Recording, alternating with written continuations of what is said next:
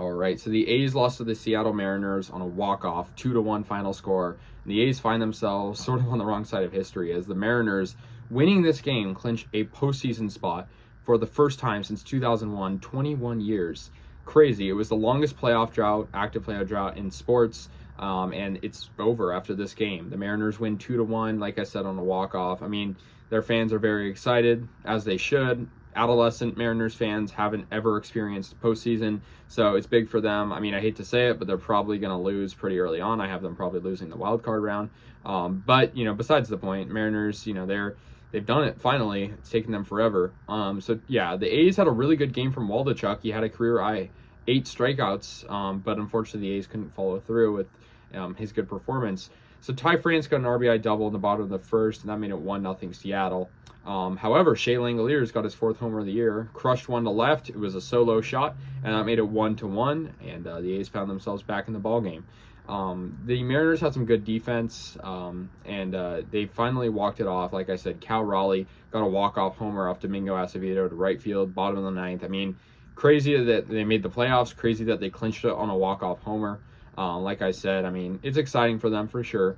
It was the last time they made the playoffs too, they walked it off, and that was September 3rd of 2001. So yeah, it was a big moment for the Mariners. I mean, you got to feel good for their fans.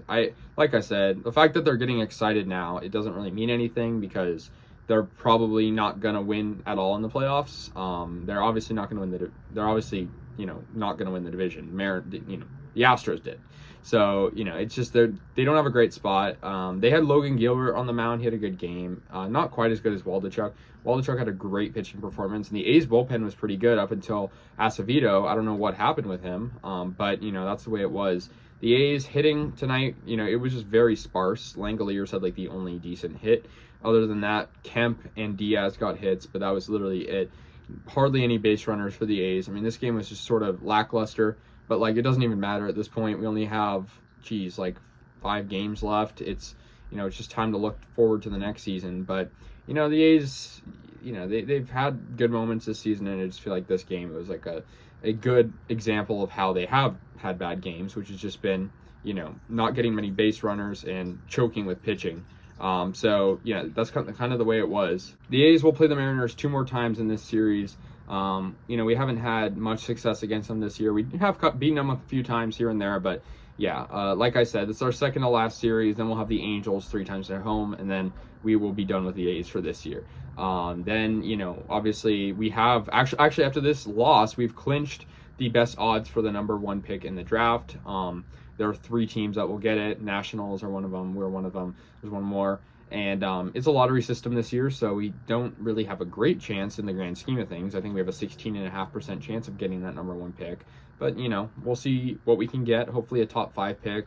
Hopefully even a top 3 pick. I don't know if I'm placing my bets on number 1, but yeah. So anyways, guys, let me know your thoughts. Mariners clinched the playoffs for the first time in 21 years with the A's losing to them. So I'll see you guys later, and yeah, go A's.